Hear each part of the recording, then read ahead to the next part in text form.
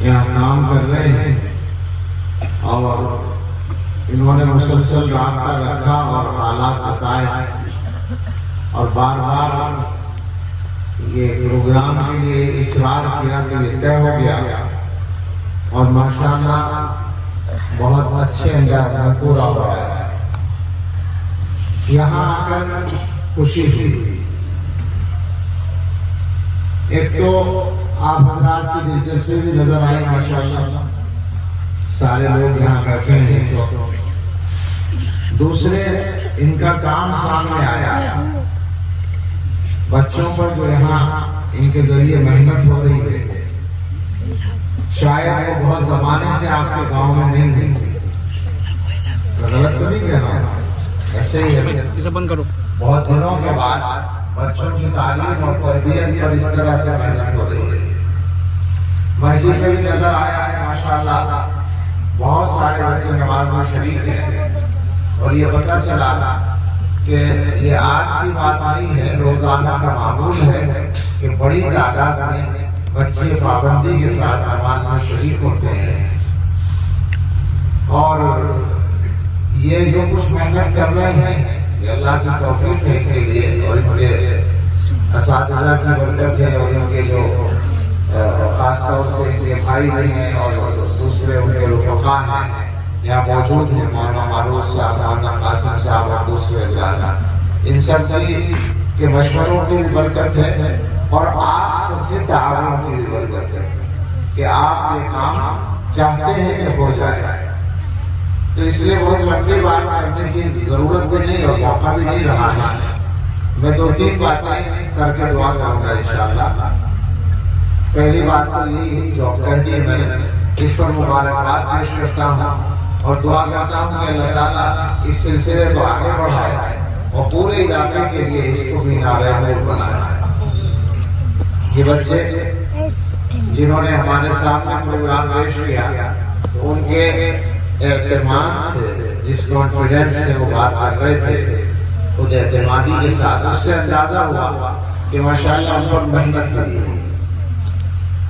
صحیح بات یہ ہے کہ محنت بچوں پر جس لائن سے بھی کر لی جائے بچے تو بن جاتے ہیں، مگر بحیثیت ایک مسلمان کے ہم لوگوں کی محنت نمبر ایک کی وہ ہونی چاہیے جس سے ان کی آخرت کا مسئلہ حل ہو۔ ہم سب مسلمان ہیں اور ہمارا یہ ایمان ہے کہ مرنے کے بعد ایک زندگی شروع ہوگی جو کبھی ختم نہیں ہوگی۔ اس زندگی کے لیے انتظام کرنا یہ اصل میں مقصد ہے مدرسوں کی تعلیم۔ آدمی دنیا میں رہتا ہے تو دنیا کی زندگی کے لیے بھی اسے بہت کچھ کرنا پڑتا ہے، لیکن مسلمان جو ہے اس کی محنت ساری کی ساری دنیا کے لیے نہیں ہونی چاہیے۔ اگر کوئی آدمی اپنی ساری محنت اور صلاحیت دنیا کے لیے خرچ کرے تو وہ بے وقوف ہے، بلکہ صحیح بات یہ ہے کہ یہ مسلمانوں کی شان ہی نہیں ہے۔ قرآن کریم میں دو جگہ ایک بات تھوڑے تھوڑے فرق سے آئی ہے، اس کو سمجھ لیں۔ ایک جگہ تو اللہ تعالیٰ نے یہ بتایا کہ جو لوگ ہر طرح نقصان میں ہیں وہ کون ہیں، ہم بتائیں۔ قُلْ هَلْ أُنَبِّئُكُمْ بِالْأَخْسَرِينَ أَعْمَالًا، حضور سے کہہ رہے اللہ تعالیٰ کہ آپ کہیے کہ کیا ہم تمہیں بتائیں، لوگوں کو بتائیں کہ جن لوگوں کے کام کا نتیجہ صرف نقصان ہے وہ کون ہے؟ الذین ضل سعیہم فی الحیاۃ الدنیا وہم یحسبون انہم یحسنون صنعا، وہ لوگ جن کی کوشش اور محنت دنیا کی زندگی میں گم ہو گئی اور وہ سمجھ رہے ہیں کہ ہم بہت اچھا کام کر رہے ہیں۔ آپ سوچیں ذرا، دنیا میں دنیا کا کام کرنے والے بہت لوگ ہیں، بلکہ صحیح بات یہ ہے کہ ہمارے علاوہ جو لوگ ہیں، مسلمانوں کے علاوہ جو لوگ ہیں، وہ دنیا کا کام ہم سے زیادہ اچھا کرتے ہیں اور زیادہ محنت کرتے ہیں اس کے لیے۔ جتنی بھی دنیا میں بڑے بڑے مالدار ہیں وہ محنت کر کے مالدار بنتے ہیں، 24 گھنٹے محنت کرتے ہیں، بہت تھوڑا سوتے ہیں، وقت کو خراب نہیں کرتے، بہت محنت کرتے ہیں۔ قرآن کریم کی ایک آیت آپ جمعے کے دن سنتے ہیں، حل اتاک حدیث الغاشیہ وجوہ یومئذ خاشعۃ عاملۃ ناصبہ۔ اللہ تعالیٰ نے کچھ لوگوں کا ذکر کیا ہے کہ قیامت کے دن کچھ لوگ ایسے آئیں گے جن کے اوپر ذلت طاری ہوگی اور وہ کام کر کے اور تھک کے آئے ہوں گے دنیا میں، بہت کام کر کے آئے ہیں، مگر قیامت میں کوئی فائدہ نہیں ہوگا اس کا۔ کیوں؟ اس لیے کہ وہ سارا کام انہوں نے دنیا کے لیے کیا تھا، آخرت ان کے سامنے تھی۔ ایک تو یہ بات، ایک بات اور کہی ہے قرآن کریم میں کہ اگر کوئی آدمی صرف دنیا کا علم رکھتا ہے، دنیا کی چیزوں کو جانتا ہے اور آخرت کو نہیں جانتا یا آخرت سے غافل ہے، وہ بھی کافر کی صفت ہے۔ یعلمون ظاہرا من الحیات الدنیا وہم عن الآخرۃ ہم غافلون۔ وہ دنیا کی زندگی کا ایک ظاہری چہرہ جانتے ہیں، ظاہری چیزوں کو جانتے ہیں اور آخرت سے غافل ہیں۔ یہ برائی بیان کی ہے اللہ تعالیٰ نے ان لوگوں کی جو ایمان والے نہیں ہیں۔ بات سمجھ میں آ رہی ہے؟ یعنی مسلمان میں اور دوسرے لوگوں میں یہ فرق ہونا چاہیے کہ مسلمان سارا وقت اپنا دنیا کے لیے خرچ نہ کرے، کچھ آخرت کے لیے بھی کرے، اور جو کام دنیا کے لیے کرے وہ بھی اس طرح کرے کہ آخرت کا نقصان نہ ہو۔ اب ہم مسلمان کیا کر رہے ہیں، اس پر ذرا سی بات کریں، تفصیل تو نہیں ہونی چاہیے۔ ہم یہ کر رہے ہیں کہ دنیا کا کام بھی پورا ٹھیک نہیں کر رہے ہیں۔ کیا ہم لوگ جو کام کرتے ہیں، ایمانداری سے مجھے بتائیے، جو آدمی بھی جس کام میں لگا ہوا ہے کیا اپنا سارا ٹائم لگاتا ہے؟ 2-4 گھنٹے خراب نہیں کرتا؟ کوئی بھی آدمی، مثلا کوئی لڑکا پڑھتا ہے، پڑھنے والا لڑکا ہمارا اسکول میں کالج میں پڑھتا ہے تو کیا شام کے وقت میں 2-3 گھنٹے اپنے دوستوں کے ساتھ گپ شپ نہیں گزارتا؟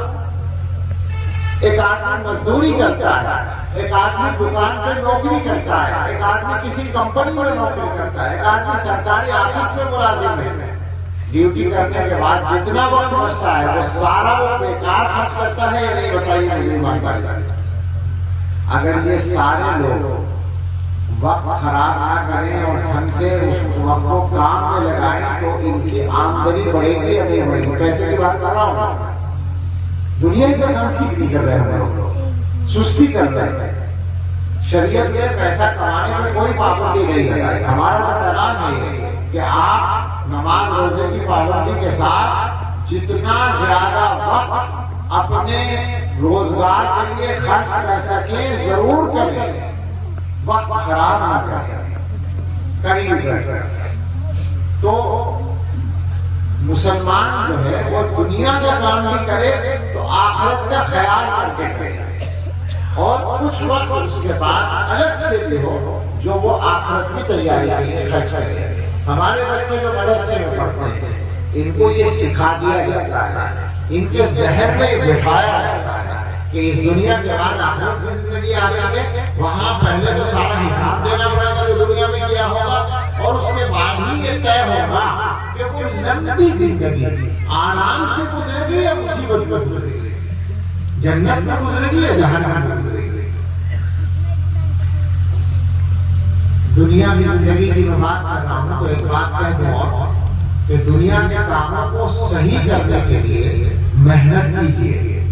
ایک تو میں نے ابھی کہا کہ وقت خراب نہ کیجیے، دوسرے پیسہ حلال، صرف حلال کمائیے، حرام سے بچیے، حرام کا سودی قرضہ بھی مت لیجیے، کام کم ہو کم کیجیے، مگر شرط لگا لیجیے کہ ہمیں حلال کرنا ہے، حرام نہیں کرنا، محنت بڑھا دیجیے۔ جب حلال کے ساتھ محنت بڑھائیں گے اللہ تعالیٰ برکت دیں گے۔ ایک کام اور کیجیے، اگر اللہ نے زمین دی ہے تو زمین بیچیے۔ بہت سے ہمارے جوان سوچیں گے کہ لوگ یہ تو زمین جائیداد کی باتیں کر رہے ہیں، دین کی باتیں کرنے کے لیے اٹھایا، یہ بھی دین کی بات ہے۔ مسلمان کو نقصان سے بچانے کے لیے میں نہیں کہہ رہا ہوں، اللہ کے رسول صلی اللہ علیہ وسلم نے مشورہ دے رکھا ہے، رہنمائی کر رکھی ہے کہ اگر جائیداد بیچو اور جائیداد بیچ کے جائیداد ہی خریدو تو برکت ہوگی ورنہ نہیں ہوگی۔ بتاؤ تجربہ ہے یا نہیں اس بات کا؟ جائیداد بیچ کے اگر کسی اور کام میں لگائے تو پیسے خراب ہوئے یا نہیں؟ صرف جائیداد کا کام آئے، یہ حدیث میں موجود ہے۔ تو زمین نہ بیچو، بیچنی پڑے تو خرید لو دوسری، اگر کسی وجہ سے بیچو تو بدلے میں دوسری خرید لو ورنہ برکت نہیں ہوگی۔ تو دنیا کے کاموں کو بھی ٹھیک کیجیے۔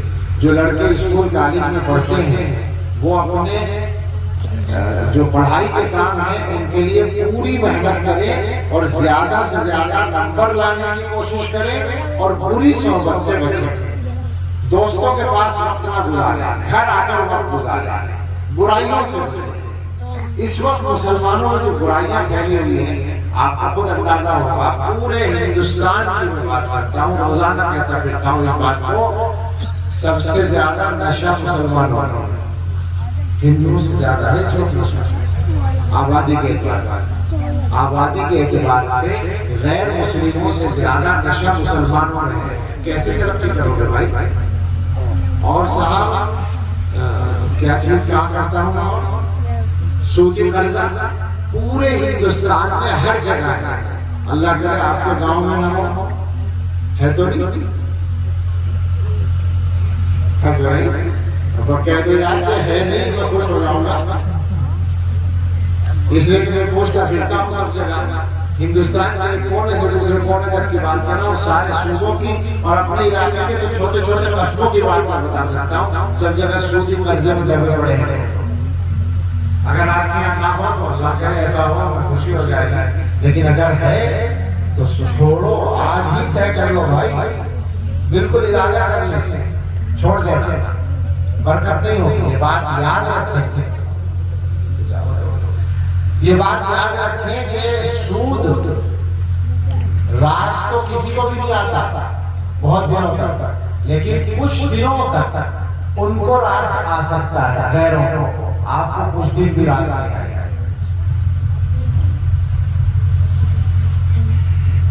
یہ بات یاد رکھنا، مسلمان کے لیے نہیں سود راز ہی نہیں آئے گا، تمام کچھ بھی نہیں ہوتا، کوئی فائدہ نہیں ہوتا۔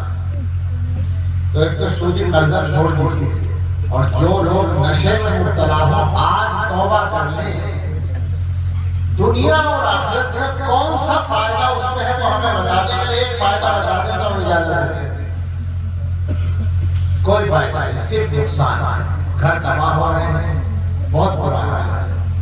اسی طرح سے اور بہت ساری باتیں ہیں، ساری باتیں کہنے کا موقع نہیں ہے، میں یہ کہتا ہوں کہ دنیا کو بھی ٹھیک کرو اور کام آخرت کے لیے کرو، اپنے بارے میں، اپنے بچوں کے بارے میں ایک بات طے کر لیں۔ آپ کا ماشاءاللہ انتظام ہو گیا، اچھا انتظام ہو گیا، مدرسہ تو پہلے سے تھا، اب رکنے کے بعد دوبارہ چل پڑا ہے، تو ایک بات یہ طے کر لیجیے کہ پورے گاؤں کا کوئی بچہ قرآن پڑھے بغیر نہ رہے۔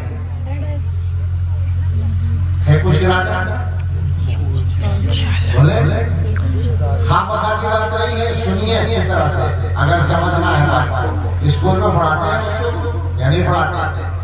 آپ کے بچے اسکول میں جاتے ہیں نہیں جاتے ہیں؟ اسکول میں پڑھنے کے بعد کالج میں جائیں گے، یونیورسٹی میں جائیں گے، ڈگری لیں گے، اللہ کا سب لیں۔ اول تو یہ بھی ایک مسلمانوں کا مسئلہ ہے، اسکول میں بھی تو ڈھنگ سے نہیں پڑھاتے، ہائی اسکول کر کے گھر بیٹھ جاتا ہے، انٹر کر کے گھر بیٹھ جاتا ہے، نہیں، حالات مشکل ہو جاتے ہیں۔ بھائی محنت کرو، قربانی دو، اپنے بچوں کو ڈگری تک پہنچاؤ، لیکن اس کے علاوہ میں آپ سے یہ پوچھتا ہوں، روزانہ پوچھ رہا ہوں، یہ ڈگری لینے کے بعد ملازمت مل گئی، ضروری تو ہے نہیں مگر امید ہے شاید مل جائے، ہم نے مانا کہ مل گئی، کتنے سال کی عمر میں ملی؟ ڈگری کے سال میں ملے گی، کم سے کم 20-22 سال کا تو ہو ہی جائے گا، زیادہ تر تو 25 سال کا ہو جائے گا۔ 25 سال کی عمر میں ڈگری بھی مل گئی اور ملازمت بھی مل گئی، کچھ بھی کر لیا، ملازم ہو گیا۔ اور شاندار ملازمت ہوتی ہے، مان لیا کسی کسی کو ملتی ہے لیکن مل گئی، ریٹائر ہونے کا نمبر آیا کم 60 سال کی عمر، اس کے بعد کتنے دن اور جینے کا پروگرام ہے پتہ نہیں، کسی کو بھی پتہ نہیں، لیکن زیادہ سے زیادہ کتنا جیتے ہیں لوگ عام طور سے 70-80۔ آپ کے گاؤں میں 100 سال کا کوئی ہے؟ نہیں ہوگا، پورے علاقے میں مشکل سے ملے گا، تلاش کر لو۔ لیکن ہم مان لیں کہ 100 سال بھی جینا تو 25 سال پڑھ کے 100 سال کا 75 سال کا انتظام ہوا ہے نا، 75 سال کی روزی روٹی کا انتظام ہوا، اس کے بعد مر گئے۔ مرنے کے بعد کون سی پڑھائی کام آئے گی وہ مجھے بتا دیا، مرنے کے بعد کون سی پڑھائی کام آئے گی؟ وہاں فرشتے سوال جواب کریں گے، اعمال کو پوچھیں گے، عقیدے کو پوچھیں گے، تو وہ کون سی پڑھائی ہوگی جس سے وہاں کا کام چلے گا؟ سوچئے اس کو، یہ کوئی سرسری معاملہ نہیں ہے، بس ہمیں یہی کہنا ہے کہ وہاں کا بھی کچھ انتظام کر لو، اور یہ یقین کر لو کہ بچوں کو اگر مدرسے میں پڑھاؤ گے تو ایسی بات نہیں ہے کہ وہ بھوکے مر جائیں۔ بنگال میں مولا تھا کہ مانگتے بڑھتے ہیں، کیا خیال ہے؟ تو ایک بات پوچھتا ہوں، مسلمان ہیں، یہ عقیدہ ہے نا کہ پیدا ہونے سے پہلے آدمی کی روزی مقرر ہو جاتی ہے نہیں؟ اللہ کی طرف سے ماں کے پیٹ میں لکھ دیا جاتا ہے جیسے کتنا ہے۔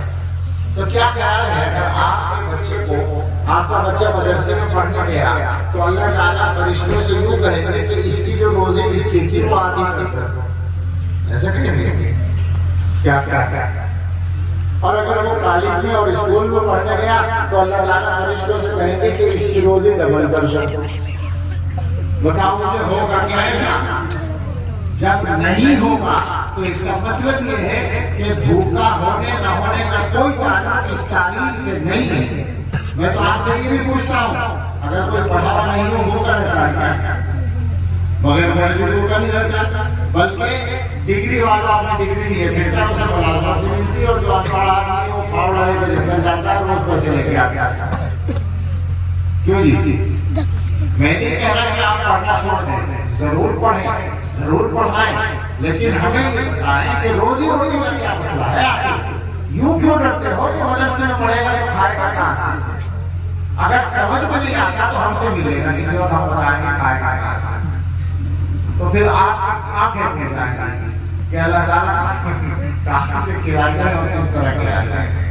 یہ مسئلہ ہی نہیں ہے جناب، مسئلہ ہے آخرت میں، دنیا سے جانے کے بعد۔ دنیا میں 100 سال جینا ہے، 100 سال ہم میں سے کون جینا؟ مظاہر کو امید یہ ہے کہ مطلب ہے کہ ہمارا تو کچھ پتہ ہی نہیں، کسی کا بھی پتہ نہیں، لیکن میں آپ کو دعا دے رہا ہوں آپ جینے 80 سال 90 سال، اتنے جی لیے تو بہت ہو جائے گا۔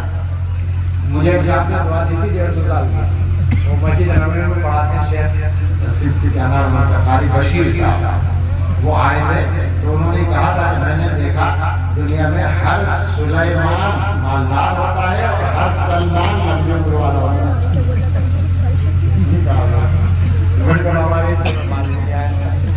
اس کے لیے یا لگانا ضروری ہے، سلیمان، کیونکہ حضرت سلیمان علیہ السلام کو اللہ نے ڈال دیا تھا، اور حضرت سلمان فارسی کی لمبی تھی، وہی کہہ رہے تھے کہ میں 32 ملکوں میں گھوما ہوں، میں نے ہر سلیمان نام کے آدمی کو مالدار پایا اور ہر سلمان کی عمر لمبی پائی۔ تو آپ کو میں دعا دے رہا ہوں کہ 150 سال کا، تو ایک صاحب نے کہا ہم دعا دے دیں گے لیکن بس ہو گئی، مگر میں اللہ سے منع چاہتا ہوں کہ اللہ تعالیٰ خیر کی عمر عطا فرمائے، خیر کی زندگی عطا فرمائے، اتنی زندگی خیر ہے، اللہ تعالیٰ عافیت کے ساتھ، آسانی کے ساتھ، عزت کے ساتھ، ایمان کے ساتھ، اچھے اعمال کی توفیق کے ساتھ عطا فرما دے۔ ان ساری چیزوں کے ساتھ 50 سال میں مل جائے تو بہت اچھے ہیں، اور ان کے بغیر 150 سال میں مل جائے تو بالکل بہتر ہے اور مصیبت ہے۔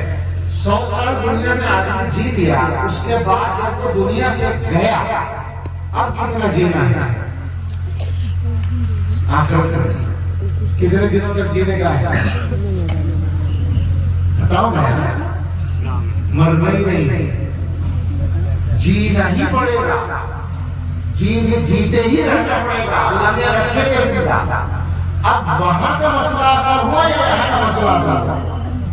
یہاں کا آرام اثر ہوا یا وہاں کا آرام اثر ہوا؟ بتائیے۔ تو وہاں کی تیاری تو بدل ہوگی نا بھائی، تو اپنے بچوں کو کیوں محروم کرتے ہو؟ اس لیے ہم نے کہا کہ یہ فیصلہ کر کے اٹھیے یہاں سے۔ دو تین باتیں میں نے کہی ہے، ان سب کا فیصلہ کر لیں۔ مولانا قاسم نے کہا تھا کہ رسم نہیں ادا کرنی، جلسے کا شوق پورا نہیں کرنا، بلکہ انقلاب لانا، انقلاب کی طرف بڑا سا بدلنا ہے۔ تو اس کے لیے کیا کریں؟ ایک تو کسی بچے کو آپ دین کی تعلیم سے محروم نہ کریں۔ ہر بچہ مدرسے میں ضرور پڑھے، آگے جو چاہے پڑھے، ہم کچھ نہیں کہتے، لیکن مدرسے بلکہ بڑے لوگ بھی پڑھیں۔ قرآن اور دینیات، ایمان، عقیدہ، ضروری مسائل کے پڑھنا فرض عین ہے ہر مسلمان کے لیے، وہ ہر ایک کو پڑھنا ہے۔ اور دوسرے، گاؤں کے اندر اگر نشہ ہے، آج سے سب توبہ کر لیں، اللہ سے دعا کریں کہ اللہ تعالیٰ ہماری عادت چھڑا دے۔ سودی قرضہ ہے تو آج یہ مسئلہ طے کر کے اٹھیں، اللہ تعالیٰ آپ کی مدد کریں گے، اور جب آپ یہ طے کر لیں گے کہ حلال کھانا ہے، حرام نہیں کھانا ہے، تو برکتیں کچھ دنوں کے بعد برکتیں آنے شروع ہوگی، اور پھر سمیٹی نہیں جائیں گے۔ اور سب سے بڑا فائدہ یہ ہوگا حلال کھانے کا کہ آپ کی اولادیں اچھی ہوں گی، آپ کی اولادیں دیندار ہوں گی، پاکامال ہوں گی، آپ کی فرما بردار ہوں گی۔ اور جو گناہ جس آدمی کی زندگی میں چل رہا ہو، بات ختم کر رہا ہوں، ہر آدمی اپنے بارے میں جانتا ہے میں کیا کرتا ہوں، وہ جانتا ہے، اس کو اللہ جانتا ہے۔ لیکن یہ بات آپ کو معلوم ہوگی کہ ہر گناہ کا نقصان ہے، دنیا میں بھی ہے اور آخرت میں تو لازمی ہے، جہنم میں اس کا نتیجہ۔ اگر توبہ کے بغیر چلا گیا تو اسے جہنم میں جانا ہی پڑے گا، اس کے علاوہ کوئی راستہ نہیں ہے۔ تو دنیا میں اپنے آپ کو پاک کرنا ہے، تو ہر آدمی سوچ لے جو گناہ اس سے ہوتا ہے اس گناہ کو چھوڑنا ہے۔ اللہ تعالیٰ ہم سب کو توفیق دے دے۔ یہ جلسہ آپ نے کیا ہے، یہ بھی قابل مبارکباد ہے۔ اتنی سنجیدگی سے، ڈھنگ سے جلسہ بہت سی جگہ نہیں ہوتا، بڑے بڑے جلسے بھی ہوتے ہیں، بعد یہ جلسہ بہت بڑا ہے ماشاءاللہ، لیکن اس سے بھی بڑے جلسے ہوتے ہیں اور ان میں وہ سنجیدگی محسوس نہیں ہوتی۔ میں تو عبدالرحمن کی کرامت سمجھتا ہوں، یہ اس طرح کا ماحول بنایا ہے، اور اللہ کی توفیق ہے۔ بہرحال آپ لوگ ان سے فائدہ اٹھائیں اور سب ان باتوں کو غور سے یاد رکھیں اور زندگی میں لانے کی کوشش کریں۔ دو تین باتیں میں نے کہی، ایک تو دینی تعلیم کی بات کہی ہے اور ایک گناہوں کے چھوڑنے کی بات کہی ہے۔ جو گناہ جس کی زندگی میں ہر آدمی اپنے گناہ سے پیچھا چھڑانے کی کوشش کرے، اس کے لیے کچھ محنتیں کرنی ہوتی ہے وہ بھی کرے۔ اللہ تعالیٰ سے تعلق رکھیں، علماء سے تعلق رکھیں، اس سے آسانی ہو جائے گی۔ لیکن پہلے آپ کو ارادہ تو کرنا پڑے گا، ہمت تو کرنی پڑے گی۔ جب یہ کام کر لیں گے تو آپ کی بستی میں، آپ کی آبادی میں، آپ کے گھروں میں، آپ کے خاندانوں میں، آپ کی اولادوں میں جو خیر اور برکت آئے گی اس کا آپ کو ابھی اندازہ نہیں ہو سکتا۔ اللہ تعالیٰ ہمیں سب کو توفیق عطا فرمائے، آمین۔ وآخر دعوانا الحمدللہ۔